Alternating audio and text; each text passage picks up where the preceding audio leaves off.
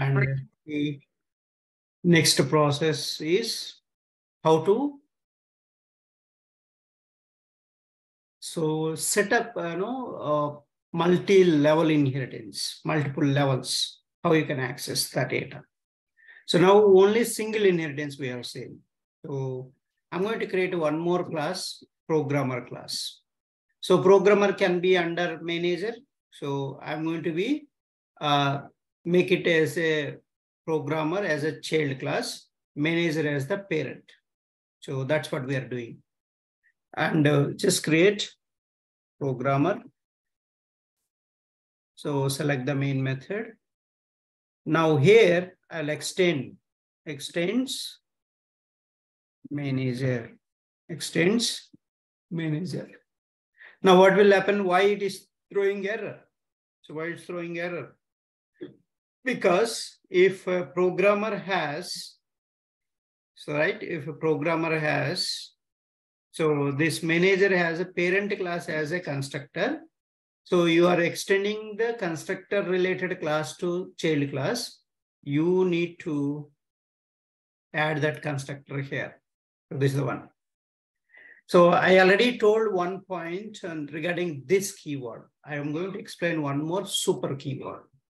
So this will refer current class objects, but super is going to refer parent class objects. Parent class instance variables, it will refer. Parent class constructor, it is calling here. See, I'm not developing the bonus logic here. I am calling with a super keyword. Super keyword, what it will do, it will go and pick the whatever the logic you developed in the manager class for this constructor, and that is invoked here. That's what the super is, another reference variable like this keyword.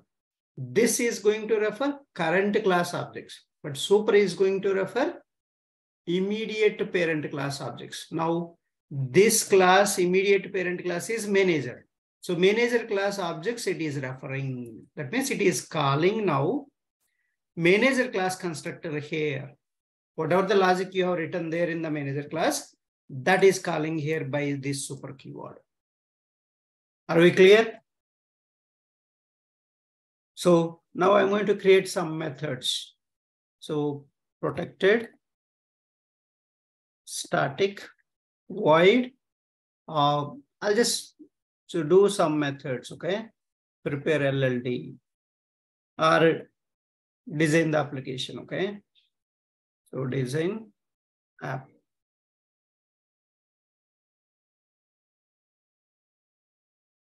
So I'll say simply started executing.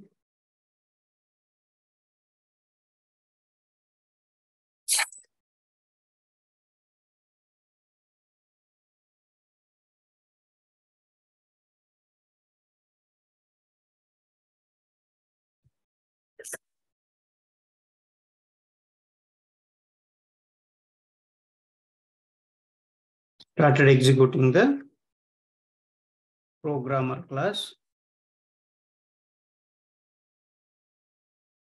So design app method, static method, right? So programmer will write the code. So write the logic using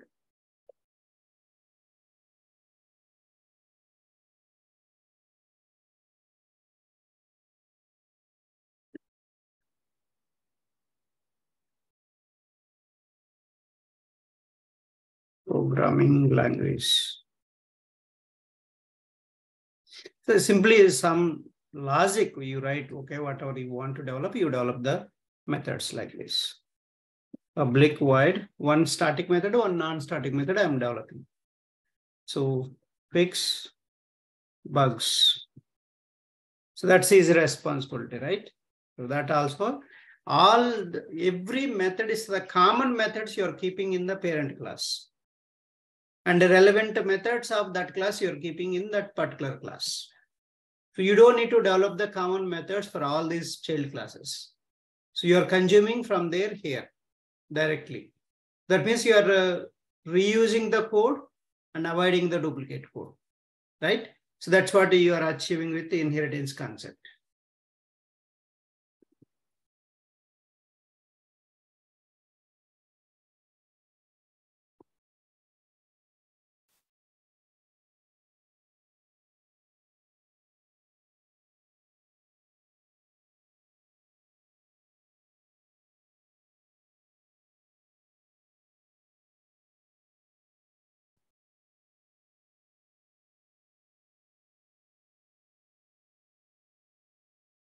Okay, so these are the simple methods I created. Now see, this programmer can access manager class methods and properties.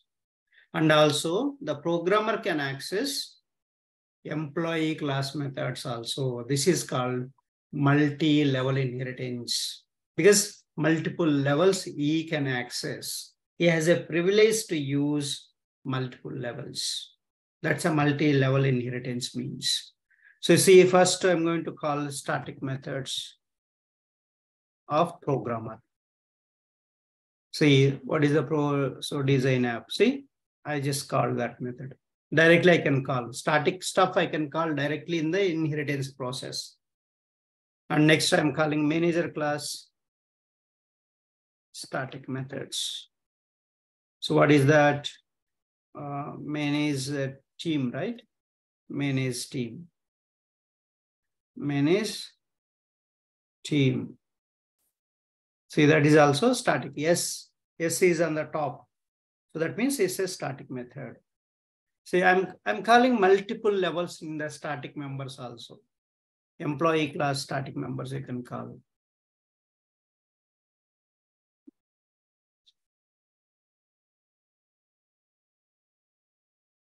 Employee class static members you can call.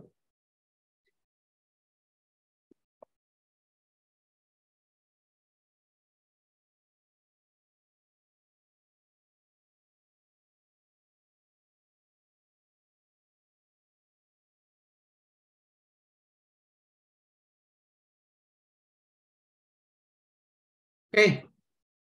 So these are the static stuff. See how many levels you accessed. So that means the programmer can access same class, that parent class, that parent class. So this is the 3 levels it is going to access. You can, so now you create object for programmer P equal to, I'm creating. So to call the non-static stuff, so what is the procedure? Creating an object. So to call the non-static members, what do you need to do? Create object for child class. So the child class is programmer. P equal to new programmer. So and so do you need to pass the parameter or just simply without a parameter? The constructor, which constructor you need to call here? Bonus. Bonus one, double. So you have to, because this, see, you can see here also, this is the parameterized constructor. Srivan, are you clear? Or still you have dots in this constructor side? I have gone through the theory part only, Ramesh. Yesterday I could not get a chance to practice. Yeah, so without practicing, you won't get it. Without practicing, yeah, I just gone through the theory part only. But theory part itself will tell you very clearly. And I'm showing here practicals. Yes, until you are not writing the programs, it's very, very difficult. So yeah, I'm giving you examples. Yeah, take it. But are you able to get, because I explained previous class and this class also. Yeah. So if there is a parameterized constructor, while creating object, what do you need to do? That part I covered in the, so even in theory, you must pass the parameter value here. You must pass the parameter while creating object. This is a parameterized constructor. So you need to pass. But if you create a explicitly default constructor, that's okay. But we haven't created a explicit default constructor here, right? That's why it is not going to take. You create it and then it will take. But if you don't create, and this constructor parameter you have to pass. So I'm going to pass now. That's a parameterized constructor, how to call. I'm calling parameterized constructor. So anything method or a constructor, what is that? While calling them, you need to pass the parameter value. This is the simple basic core concept. Either it is a method or it is a constructor, it doesn't matter. You are calling that somewhere. You have to pass argument for that parameter. Simple task. Very simple basic concept. Please remember that. Okay. So that's what I did here also. And you should not forget these basics. And p dot object reference dot, you call all the methods. Non-static methods or non-static variables, you can call one by one. So fix bugs. First I'm calling fix bugs. Then p dot attend status call. This is a manager class method. This is so manager class, non-static method. And even you can call employee class method, set emp id. See that I said it. P dot set emp name. So I can give any one name. Okay, I'm just randomly picking up the people name. So don't worry. So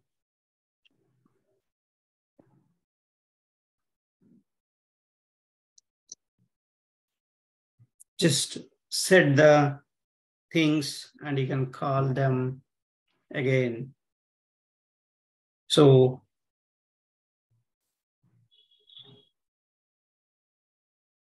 the programmer ID.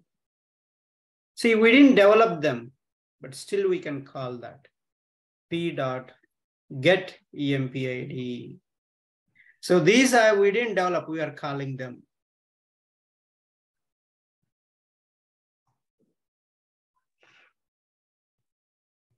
Programmer name is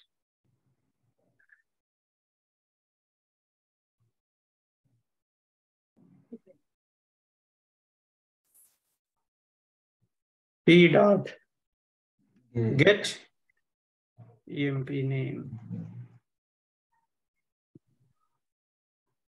How to programmer salary. So whatever you want, you can call all the methods.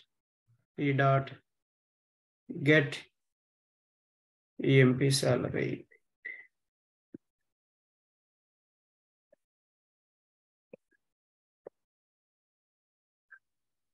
So here when we create object for the class Ramesh, Child class. Yeah, object for the child class, every other constructor in the parent class also will be enabled, right? Yes. Will Yes. get called. Yeah. So it will invoke all the objects of those classes also. So it will keep all of them in one memory. Yeah, if at all we have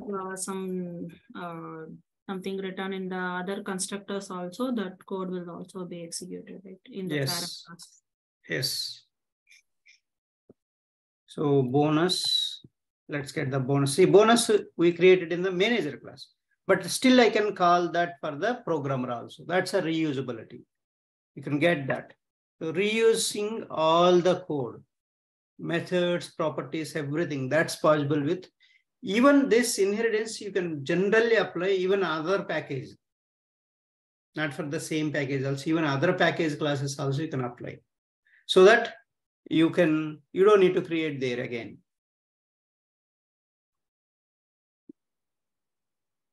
So we access now manager class methods and employee class methods and all different levels we access. So just get company name. So static method I am calling directly. I don't need to use a object reference. Please catch these points. Static stuff you can call directly. Non-static stuff you will call with object reference. So I'm repeating so many times the same point. And still you're having a dots means there is something problem. I think you didn't attend the basics. You haven't referred our videos, or you are not practicing at all. So these are the three reasons for the dots. Okay. But still I'm covering that basic point here again and again and again, again and again. Every class I'm covering this. Every single class I'm covering this basic point. If still dots also, you can connect them. Any questions, doubts?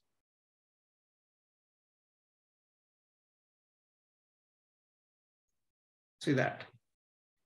This is the multi-level inheritance. And so no doubts, I'm moving on to the next one, hierarchical inheritance.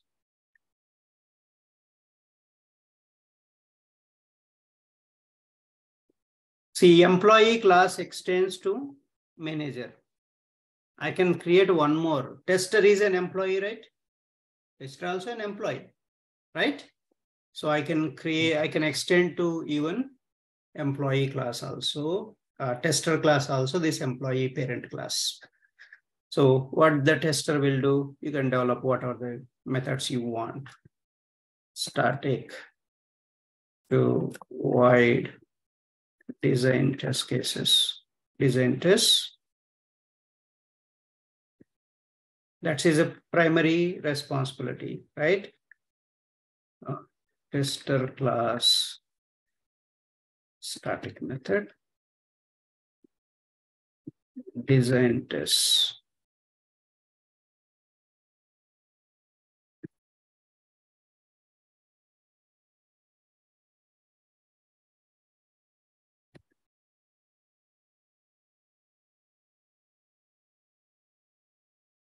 So design the test cases based on user stories, requirements, RFRS, requirement document, anyone. So then, so create another method. So public void execute test.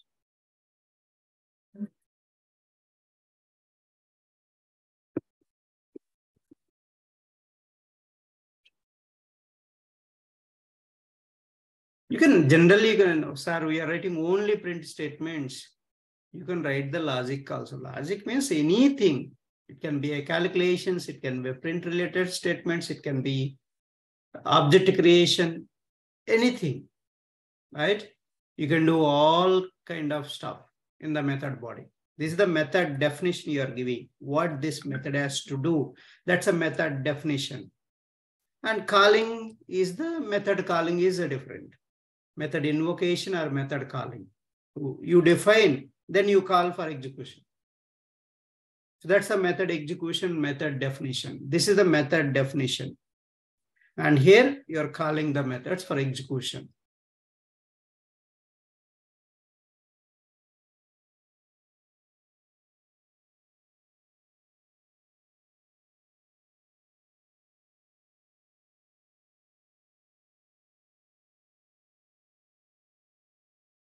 So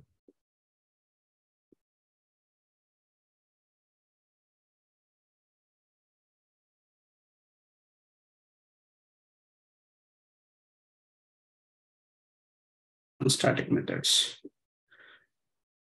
That's all, and call them. See now tester class. So design test cases. Then if you want to call non-static, so static stuff you call set company name. So I can give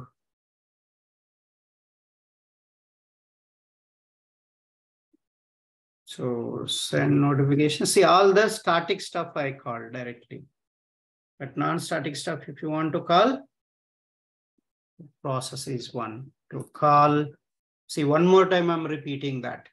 To call non-static stuff.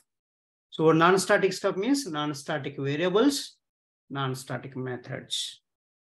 So what is the procedure to call non-static methods or non-static variables? Create object. Object for child class. So create object for Child class. so class, any class, this class you create. So in the inheritance process, you always create object for so child class. Using which keyword is creating object? Mainly, who is creating object for the class? New keyword. Every time you use new keyword, that's a new object. That means new memory is creating in the heap. New memory is creating in the heap. All this is covered perfectly. So if it's still anybody having doubt, let me know. That means, so where you are lagging on the basics, you realize. That's why I ask, even 5 minutes also, you should not miss the class in the beginnings, till control structures. Every class is important and practice is more important. Practice is more important, not attending. Practice is very, very important after attending. If those are not there, and basics is very, very difficult to catch the next class, all the classes throughout the entire automation. So till control structures is, you need to put effort, even 8 hours per day also not enough. If you're perfect, it's okay. If you're not perfect, you even sit on Saturday, Sunday also, until you get perfect on that, till control structures. If you're good till control structures, each and every word and every concept, you are super in the automation also. There is no doubt in that. Whatever you require, you can get from there only. Okay, so let's call execute test and t.set empid 678 t.set.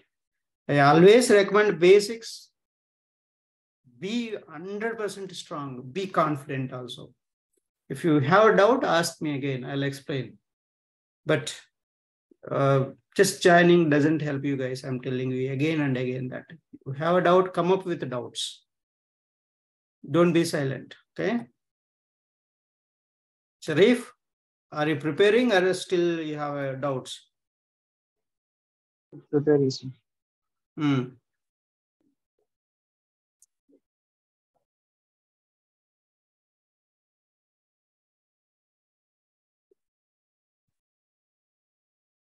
So any other, just call this. Yeah, I don't want to write all this. Again, setters and getters. So instead of that, tester, you put it.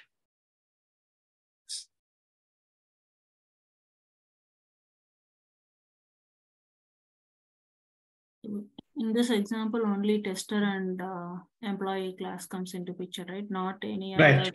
other. Not any other. Because nowhere this constructor is calling, right? Oh, yeah. So which one you are extending? Right. So this extend directly to employee only. There is no parent for this. The direct parent for this tester is employee only. Employee only, yeah. So that's the reason. But you see, bonus is not there for this guy. Okay? Because this is not common. This is not there in the employee class. That's why you cannot call that.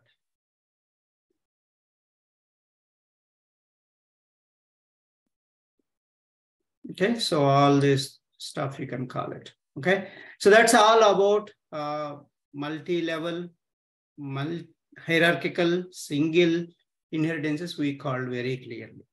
Now I want to show you last one in this. Inheritance doesn't support multiple inheritance. What is multiple inheritance? First, you should understand this. Don't confuse with the multi-level with multiple inheritance. Multiple inheritance means one class extends to multiple classes. That is not possible in case of class in Java. Why it is not possible? I have given the reason also. What is the reason?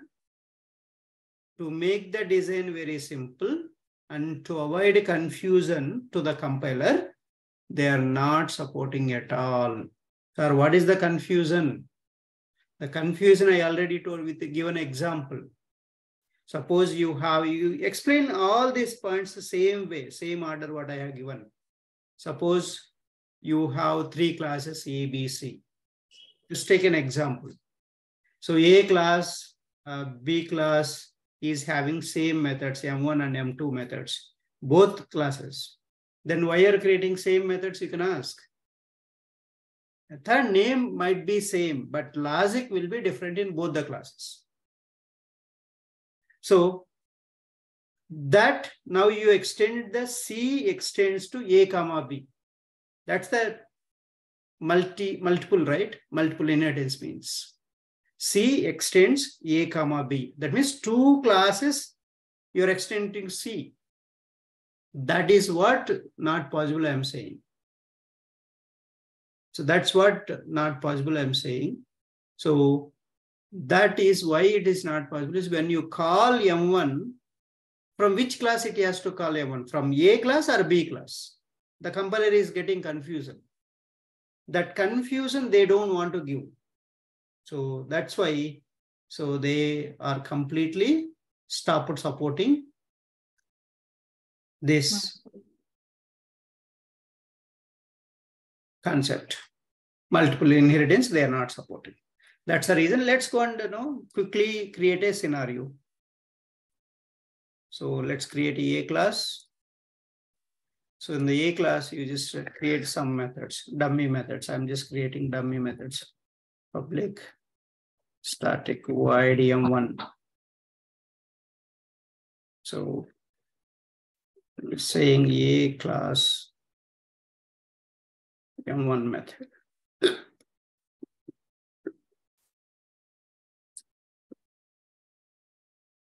So M2 method, A class, M2 method. Just duplicate this, copy this, and paste it. Quickly we can finish B class. So in the B class, you see, I'm changing the logic. See, I'm changing the logic. So it's not same, right? Both print statements not same. Now you extend the A and B to C. Now let's see what will happen. So design itself not there, so it will obviously throw error. Okay?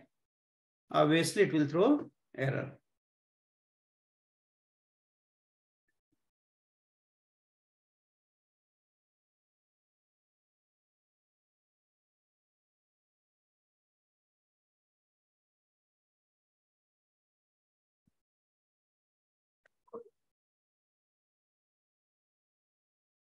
Okay, so now extends A comma B. See that? It's not at all supporting. Okay, so that's the main concept of multiple inheritance is not supported. See, this is the multiple inheritance means. One class extends to multiple classes. This is not supported by Java. Okay, in case of class. In case of class only, this is not supported. But there is other place it supports. I'll show you that. Okay. Any questions? That's all about inheritance. Before moving on to the polymorphism. Please go through this and read. Even constructor is there and inheritance both are included in the same notes. So it's just a Java constructor. Everything you can find under, even I think Hales, you are not aware of how to use this blog, right? Everything you can find under labels. See, you can see in the alphabetical order, control structures. So CoreJava introduction, data types. So alphabetical order, variables. Everything you can find here only, under labels only. Just you should have a patience, program keywords. So all the keywords I explained, access modifiers, everything under program keywords. So you can go and refer methods. This is another major topic. Crucial topic, this one. You have to give high attention for this topic, because this is the only topic used in Selenium from the line 1 to line end. Every line you will call these methods only. How to create the methods, how to call the methods. And object creation. So that's why methods topic is one of the powerful topic out of all the Java topics. And next one, let's move on to the polymorphism. See, everything you can find here. So no need to go anywhere also. Just click on polymorphism. See, this is the one. So what is polymer? Next OOPS concept. I have finished it now. Encapsulation, constructor, inheritance. So 2 OOPS concepts are done. Object and class, anyhow, we have done already. So what is polymorphism? Polymorphism. So polymorphism means, see, the meaning itself it is telling. Poly means many. Morphism is a change. So when one task is performed in different ways, how can you perform one task in different ways? That is called polymorphism. How you can perform in different ways. That's what the polymorphism. So you can see, you can talk to speaking with the different persons. How you will speak. So like with the friends, you speak nicely, right? With the parents, politely. With the manager, so very obediently. So with the enemies, very rudely.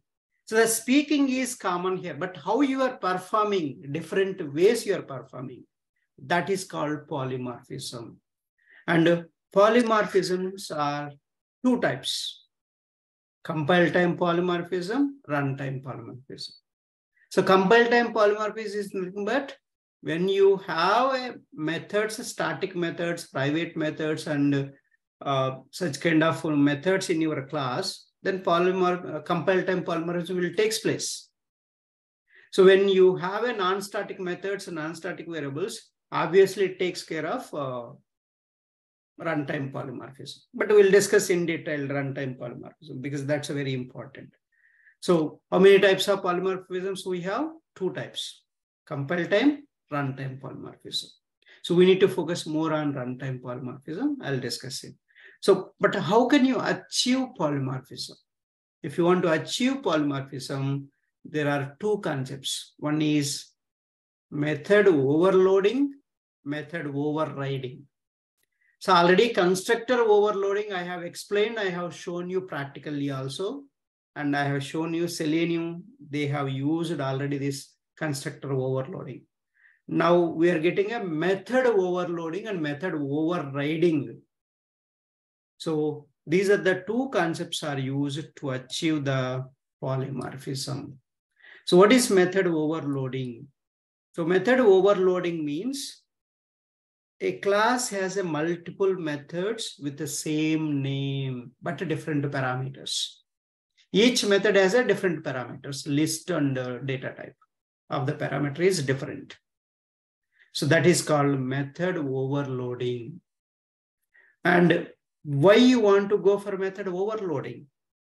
If you want to perform only one operation, having the same method name and parameters different will increase the readability of your code. And also it's easy to call them. You don't need to remember multiple methods. Same operation you want to do, but different parameters you want to use it. Then method overloading is a best option. So the example here is you have a real example, the payment option on any e-commerce website has several options, like you can do a payment through net banking, through credit card, through debit card, through wallets, all this, but method is only one method, payment method. That's a best example for this payment method, how many ways you can do payment. So that's a realistic example I'm giving. This all see the OOPS concept is used in the real applications.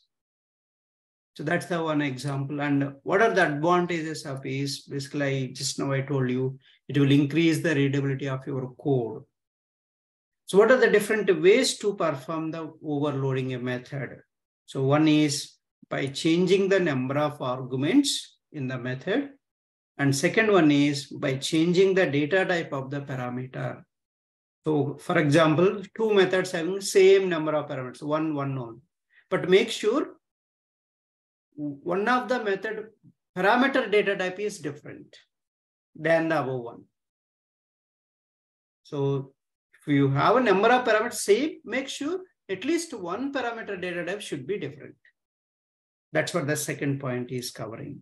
Or you increase the number of parameters. For example, first method doesn't have any parameters. Second method, you add more than one parameter. One or more than one.